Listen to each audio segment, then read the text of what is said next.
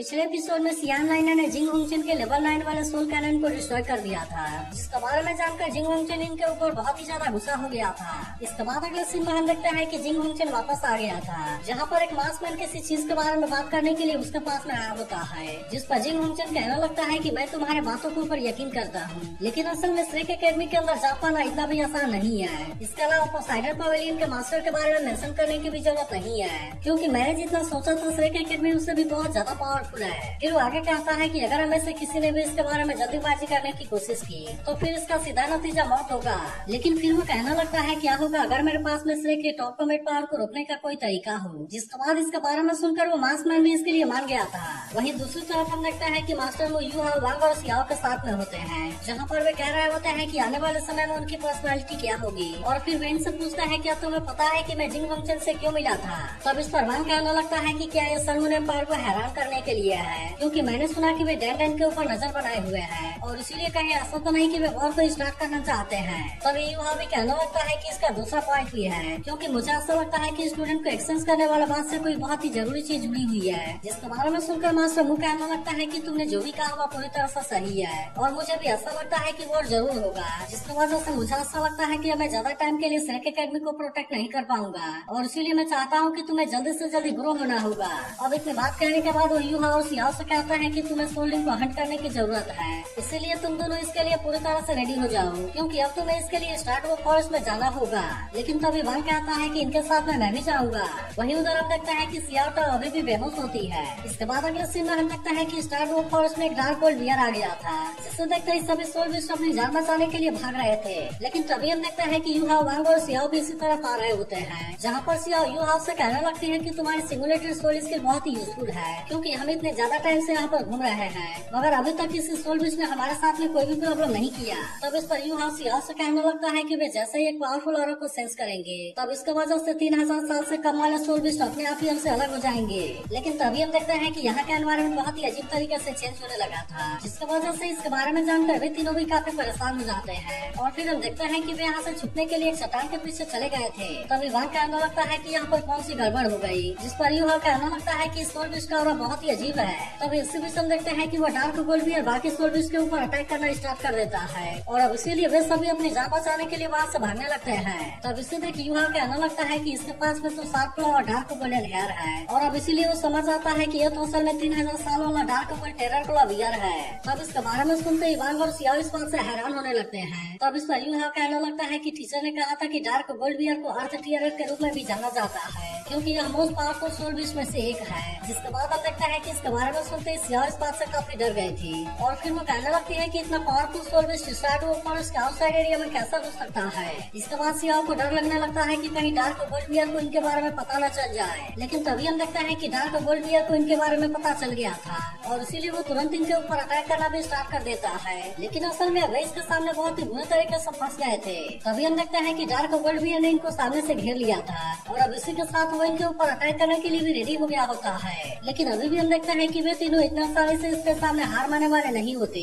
और फिर यूहा तुरंत ही अपने नाइफ का यूज करके इसे जख्मी करने की कोशिश करता है। लेकिन अब इसका वजह से हम देखते हैं कि डार्क गोल्ड बियर इनके ऊपर और भी ज्यादा गुस्सा हो गया था, जिसे देखते ही वांग तुरंत अपने स्लैश टेक्निक का यूज करके अटैक करना स्टार्ट कर देता है, और वहीं अब उधर से सियाओ भी इसके ऊपर अटैक करना स्टार्ट कर देती है। लेकिन अभी भी हम देखते हैं कि डार्क गोल्ड बियर को हरा पाना इतना आसान नहीं होता, और इसीलिए वे कहने लगते हैं कि इसका डिफेंस भी बहुत ज्यादा पावरफुल है। लेकिन तभी हम देखते हैं कि यूहा डार्क गोल्ड बियर को रोकने के लिए अपने आइस पावर का यूज करने लगा था। इसके अलावा आप देखते हैं कि वो अपने आइस ब्लास्ट वाली स्किल का भी यूज करके इसके ऊपर अटैक कर देता है, जिसका वजह से अब डार्क गोल्ड बियर इसके सामने कुछ भी नहीं कर पाता, और हम देखते हैं कि यूहा ने इस तरह से उसे बहुत ही आसानी से कैच कर लिया था। तभी हम देखते हैं कि इसके ऐसे पावर से खुद सियाओ भी पूरी तरह से हैरान हो गए थे, और फिर वो कहने लगती है यह बात सही है कि आइस एड स्कॉर्पियो ने उस समय हंटर को तबाह करने के लिए इसी पावर का यूज किया होगा। अब इतनी बात कहने के बाद वो कहती है कि यह पावर तो सच में दुनिया को बर्बाद कर सकता है। तभी यूहा कहने लगता है कि इसके एक्सप्लोजन तो और भी ज्यादा हो सकती है, और तभी वो कहने लगता है मुझे ऐसा फील हुआ कि डार्क गोल्ड बियर का अटैक पावर बहुत ही ज्यादा खतरनाक है।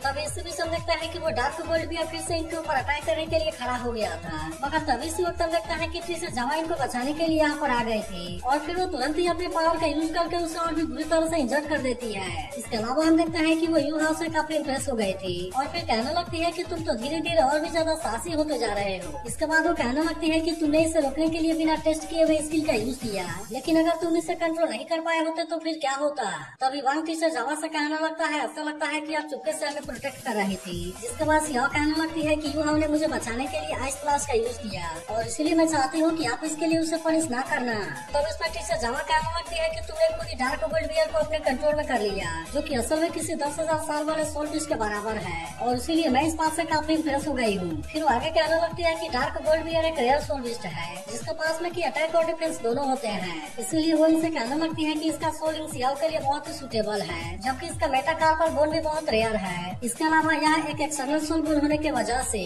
फ्यूचर में राइट एंड बोन के एब्जॉर्प्शन को अफेक्ट नहीं करेगा, जबकि इसका dark world terror claw skill भी बहुत ज्यादा पावरफुल है, लेकिन इसे एब्जॉर्ब करने के लिए पावरफुल ब्लड पावर को सप्रेस करना होगा, जो कि बहुत ही ज्यादा डिफिकल्ट है। तभी यू हाउ सियाओ से कहने लगता है कि तुम जल्दी से इसका सोलिंग और सोल बोन को एब्जॉर्ब कर लो, लेकिन इस पर सियाओ कहने लगती है, मुझे लगता है कि सोल बोन को तुम्हें ले लेना चाहिए, क्योंकि वैसे भी डार्क वर्ल्ड बियर को कैद करने वाले तुम ही थे। इसी के साथ वो कहने लगती है कि मेरी फिजिक भी सबसे कमजोर है और इसीलिए अगर मैं इसे कंट्रोल नहीं कर पाई तो यह मुझे बैक फायर भी कर सकता है। और इसी के बारे में सोचकर वो यू हाउ से कहने लगती है कि तुम्हारे पास में तो अल्टीमेट आइस है और इसीलिए मुझे ऐसा लगता है कि तुम इसे बहुत ही आसानी से एब्जॉर्ब कर पाओगे। इसके बाद वो कहने लगती है कि मैं सोलिंग को एब्जॉर्ब कर लेती हूँ और तुम इसके सोल बोन को एब्जॉर्ब कर लो। अब इतनी बात कहने के बाद हम देखते हैं कि सियाओ ने डार्क वर्ल्ड बियर को मार दिया था और अब इस तरह से वो इसके सोलिंग को एब्जॉर्ब करने लगती है। वहीं दूसरी तरफ हम देखते हैं कि यू हाउ भी इसके सोल बोन को एब्जॉर्ब करने के लिए रेडी हो गया था, लेकिन तभी हम देखते हैं कि वो मास्कमैन कुछ लोगों को लेकर सैक एकेडमी के पास में आ गया था, जहाँ पर वो कहने लगता है कि तुम अपने टास्क के बारे में याद रखना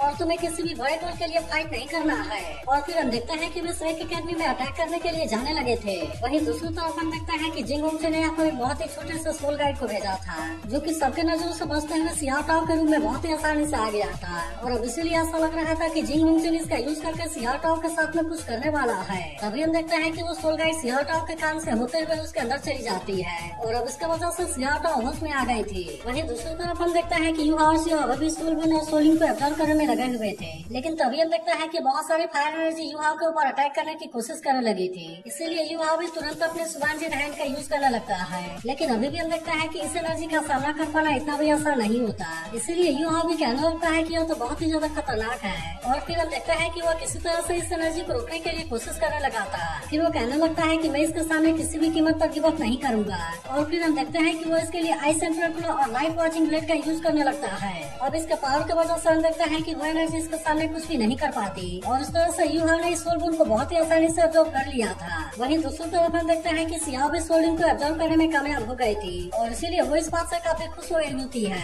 इसके बाद वो कहने लगती है कि अब हमें यू हाउ के लिए सोलिंग को खोजना है। तभी टीचर जमा कहती है, ऐसा लगता है कि अब तुम अपना प्रोटेक्शन खुद ही कर सकते हो, इसीलिए मैं अब यहाँ से एकेडमी में वापस आ रही हूँ। जिसके बाद हम देखते हैं कि इसके बारे में सुनकर वे तीनों भी इसके लिए मान गए थे, लेकिन तभी हम देखते हैं कि श्रेक एकेडमी के ऊपर अटैक होना स्टार्ट हो गया था। इसीलिए अनाउंस होने लगता है कि सभी स्टूडेंट जल्दी से श्रेक के प्रोटेक्टिव सील के अंदर चले जाएं और जबकि सभी क्लास टीचर से कहा जाता है कि वे स्टूडेंट को प्रोटेक्ट करें, लेकिन हम देखते हैं कि इनको यहाँ से भागने में काफी देरी हो गई थी, क्योंकि अब यहाँ इनके ऊपर चारों तरफ से अटैक होने लगे थे और इसीलिए वे इसमें बहुत ही बुरे तरीके से फंस गए होते हैं। तभी हम देखते हैं कि मिस्टर खान भी यहाँ पर आ गया था और वो एक लड़की से कहता है कि तुम जल्दी से जाकर इसके बारे में पोसाइडन पवेलियन में रिपोर्ट करो, क्योंकि यहाँ पर तो एक से ज्यादा अटैक पॉइंट है और इसके अलावा मुझे लगता है कि कम से कम 10 ओपोनेंट जरूर होंगे। इसके अलावा वो इनके अलग अलग स्किल को देखकर समझ आता है कि इनमें से कम 4 लोग डाउनलोड टाइटल वाले हैं, लेकिन तभी अचानक से देखते हैं कि इनके ऊपर और भी खतरनाक तरीके से अटैक होने लगे थे। इसीलिए अब इनसे बचने के लिए कुछ भी नहीं कर पा रहे होते और फिर हम देखते हैं कि वे यहाँ पर बहुत ही बुरे तरीके से फंस गए थे। लेकिन तभी मास्टर यहाँ को पता चलता है कि सियाओ टाओ अपने जगह पर नहीं है, इसलिए हम देखते हैं कि वो सियाओ टाओ को खोजने में उसके पास में आ गया था, लेकिन असल में सियाओ टाओ पूरी तरह से बदल गई होती है और फिर हम देखते हैं कि वो अपने पावर का यूज करके मास्टर यार को भी रोक देती है। अब इसके तुरंत बाद ही हम देखते हैं कि वो यहाँ से चली भी गई थी और इसीलिए इसके बारे में सोचकर मास्टर यार इस बात से काफी उदास हो गया था। वहीं दूसरी तरफ हम देखते हैं कि युवा वांग और सिया आगे बढ़ते हुए फॉरेस्ट के अंदर जाने लगे थे, लेकिन वांग को समझ में आ गया था कि आगे कोर एरिया है और इसीलिए वो इनसे कहता है कि अब हमें केयरफुल होना पड़ेगा। लेकिन तभी अचानक से हम देखते हैं कि इनको वेपन के टकराने की आवाज सुनाई देने लगती है और इसीलिए वे इसके बारे में पता लगाने के लिए आवाज की तरफ जाने लगे थे। फिर इनको पता चलता है कि यहाँ पर 4 लोग रेड फायर मंकी ग्रुप के साथ में फाइट करने की कोशिश कर रहे हैं, जिसे देखने से ऐसा लग रहा था कि अभी तो वे मंकी ग्रुप के ऊपर भारी पड़ रहे हैं, लेकिन असल में यहाँ पर मंकी का नंबर बहुत ही ज्यादा था और इसीलिए युवा समझ चाहता है कि वे जल्दी इनके बीच में बहुत ही बुरे तरीके से फंसने वाले हैं। तभी वांग कहने लगता है कि red fire monkey fire attribute वाला सोल बीस्ट है जो कि बहुत ही अग्रेसिव और खतरनाक होते हैं। तभी हम देखते हैं कि बहुत सारे मंकी अपने पावर का यूज करके इनके ऊपर अटैक करने की कोशिश करने लगे थे, जिससे देखते ही वे अपने बैरियर का यूज करने लगते हैं और अब इस तरह से वे इनके अटैक से खुद को बचाने के लिए कोशिश करने लगे थे। लेकिन तभी इसी बीच हम देखते हैं कि एक फायर मंकी यहीं पर छुपा हुआ था और वो तुरंत इनमें से एक लेडी के ऊपर अटैक करने के लिए चला जाता है। तब इसके वजह से हम देखते हैं कि बाकी तीनों इस बात से काफी परेशान हो गए थे और इनको ऐसा लग रहा था कि अब इसके अटैक से उसे नहीं बचा पाएंगे। मगर तभी हम देखते हैं कि सिया ने मंकी के ऊपर अटैक करके उसे बचा लिया था और फिर इनके साथ वाली लड़की अपने एरो का यूज करके उस मंकी को मार देती है। तब इसके वजह से हम देखते हैं कि बाकी मंकी काफी डर गए थे और फिर इसीलिए वे सभी अपनी जान बचाने के लिए वहाँ से भाग जाते हैं। इसके बाद हम देखते हैं कि सिया उस लड़की के सामने आती है जहाँ पर वो लड़की उसे बताने लगती है कि मेरा नाम वेइना है, जबकि बाकी तीन लोगों का नाम मो फेयून, मुसुई और बेइटेंग होता है। फिर वो सिया से कहने लगती है कि हम यहाँ पर सोलिंग को हंट करने के लिए आए थे, लेकिन हमने नहीं सोचा था कि हम इस तरह से रेड फायर मंकी के बीच में बहुत ही बुरे तरीके से फंस जाएंगे। अब इतनी बात कहने के बाद हम देखते हैं कि वो सिया से अपनी जान बचाने के लिए थैंक यू कहती है। तब इसके बारे में सुनकर सिया भी इस बात से काफी खुश हो जाती है और फिर हम देखते हैं कि वे तीनों भी इनको अपने बारे में बता देते हैं।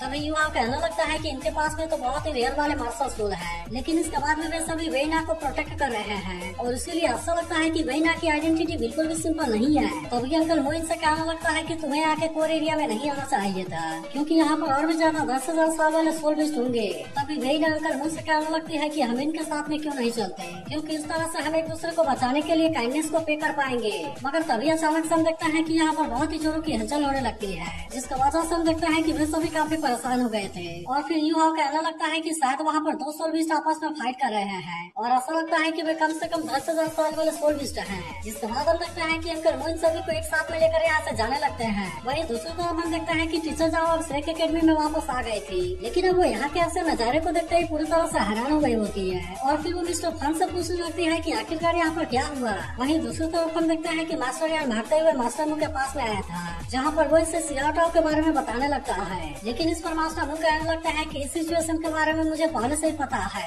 वहीं दूसरी तरफ हम देखते हैं कि जिंग होंगचन इस बात से काफी खुश हो गया था, क्योंकि आखिरकार वो जो करना चाहता था वो इसमें कामयाब हो गया। वहीं दूसरी तरफ हम देखते हैं कि अंकल वो युहा और सभी लोग एक साथ में जा रहे होते हैं, जहाँ पर टियानमेंग युहा से कहने लगता है कि जो 2 सोल बीस्ट आपस में फाइट कर रहे हैं उनके स्पिरिचुअल ऑरा से मुझे ऐसा लगता है कि उसमें से कोई तुम्हारे लिए सुटेबल है, इसलिए मैं चाहता हूँ कि तुम वहाँ पर अकेले जाओ। लेकिन तभी हम देखते हैं कि इसके बारे में सुनते ही युहा भी इस बात से काफी हैरान हो गया था और फिर वो टियानमेंग से कहने लगता है कि तुम वहाँ पर मुझे अकेले भेजना चाहते हो, जबकि वे तो असल में 10,000 साल वाले सोल बीस्ट हैं। इसीलिए वो टियानमेंग से कहने लगता है कि आखिरकार मैं उनको कैसे हराऊंगा। तब इसमें टियानमेंग कहने लगता है कि तुम्हें इसके बारे में चिंता करने की कोई भी जरूरत नहीं है, क्योंकि वैसे भी तो तुम्हारे पास में बिंग है और इसीलिए मैं चाहता हूँ कि तुम इसके बारे में जल्दी करो। तब इसके बारे में सुनकर युहा भी ऐसा करने के लिए मान गया था, इसीलिए वो वांग और सिया से कहता है कि यहाँ पर मेरे लिए एक सुटेबल सोल बीस्ट है, इसलिए मैं चाहता हूँ कि तुम दोनों अंकल और बाकी लोगों के साथ में जाओ, जबकि मैं उसे देखने के लिए अकेले यहाँ से जा रहा हूँ। तब इसके बारे में सुनकर वांग और सिया भी उसे रोकने के लिए कुछ नहीं कर पाते।